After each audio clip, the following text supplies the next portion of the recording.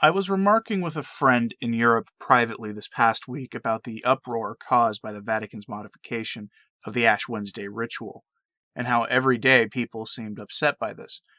That friend of mine sort of laughed it off, saying that ashes on the forehead or brow, visible to everyone, was only the practice in the most modernist of parishes in his country, the ones where you'd expect the gospel of Jimmy Martin to be preached as well, though he backtracked slightly and said, well, maybe the most American of parishes anyway, with modern music, widespread communion in the hand, that sort of thing, and that traditionally the practice in Europe was to have the ashes placed on the top of the head, for the most part. I then checked because I had seen this before and I could easily find pictures of Pope Francis giving ashes on the top of the head, and pictures of Benedict receiving on the top of his head as well, and this made me wonder why. Why is this announcement being made right now, right when it was, and what are people being distracted from? To be sure, that's not the only change they've made. Typically, when the ashes are applied, the priest, or in the Novus Ordo, the permanent deacon, will say some variation of, remember that you are dust, and to dust you shall return. And that change is the one that bothers me more than where the ashes will be placed, because at least on the top of the head is traditional.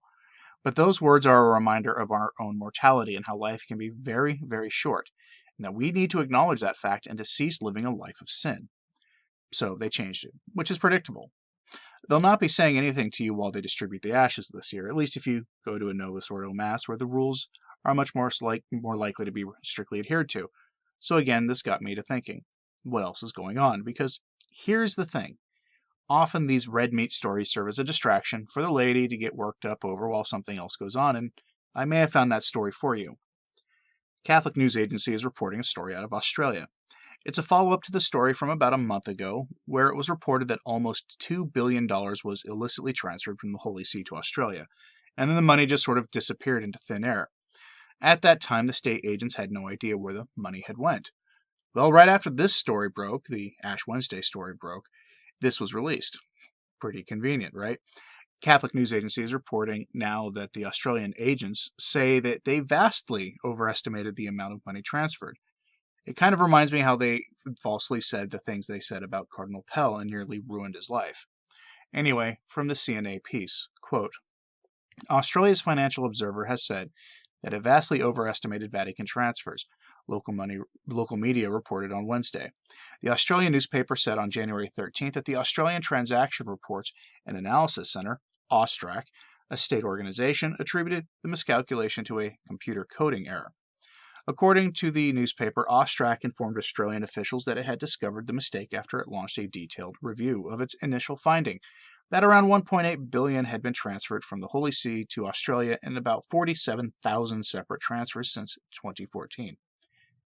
Working with the Holy See's Supervisory and Financial Information Authority, ASIF, AUSTRAC found that there were 362 transfers from the Vatican to Australia between 2014 and 2020, amounting to $7.4 million. The agency also concluded that over the past 6 years there were 237 transfers totaling $20.6 million in the other direction, from Australia to the Vatican. End quote. You might be asking why this would be a distraction, and the answer is pretty straightforward.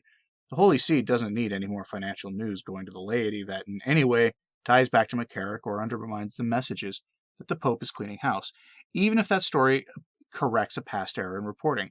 $7.4 million is a massive difference from the $1.8 billion that was initially reported, especially considering that this kind of mistake also gets the faithful to question what else these same people got wrong.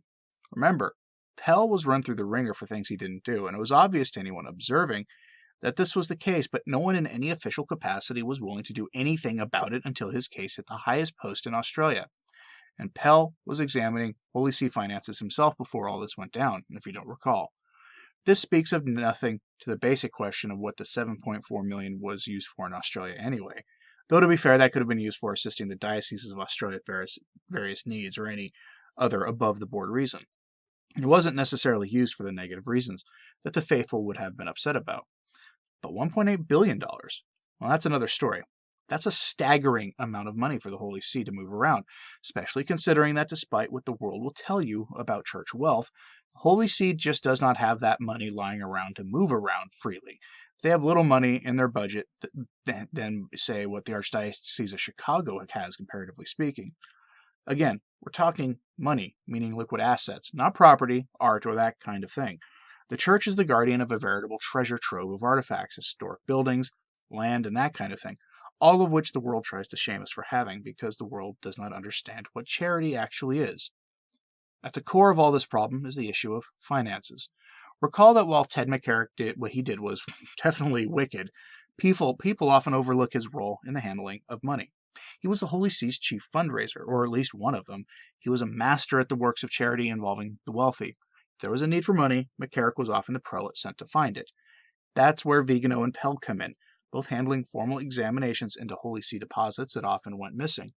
When the initial story was reported of mysterious transfers over the years totaling $1.8 billion moving from the Holy See to Australia, it appeared that these funds had been at least partially discovered. Instead, as we now know, the Australians made a rather serious math error, which caused the Pope and others a serious headache. I'd not be surprised if the Ashes story was timed to minimize the impact, which is not to say that I think they would make these changes to take your eyes off the story. They didn't make the changes for that reason. It's the timing of the release that's the real issue here. Not that I think, again, that they made the Ash Wednesday changes for any good reason anyway. We know why they did it, and we can only pray that they'll snap out of this worldly daze that they're in. Of course, the Vatican isn't out of the woods yet on this. Those Australian officials have said that they are still confident in the original reporting on strange and illicit transfers and are still looking into them. However, in an official statement from the Holy See they said this, quote, "The Holy See acknowledges the results of the audit requested by the Holy See, carried out jointly by ASIF and AUSTRAC, and of the significant discrepancy reported today by an Australian newspaper regarding the data previously published on the financial transactions made by the Vatican to Australia between 2014 and 2020. 9.5 million as opposed to 2.3 billion Australian dollars, meaning 7.4 million against 1.8 in US dollars. The figure is attributable, among other things, to a number of contractual obligations and the ordinary management of resources. The Holy See takes this opportunity to reaffirm its respect for the country's institutions and expresses its satisfaction for the collaboration between the entities involved." End quote. They want this brushed under the rug, and rightly so, especially if this was all just one big math error on the part of the Australians. So what do you think? Is the timing odd for the Ash Wednesday announcement, or am I just fishing here? Let me know your thoughts in the comments, please. Lately, I've been having people saying they think I'm getting a bit suspicious of literally everything coming out of the Holy See. But after doing this for as long as I have, it becomes impossible not to notice the timing of releases like this. But I could be wrong. I've been wrong before. Either way, pray for the church and for peace. Thanks for listening. I'm Anthony Stine. Ave Maria.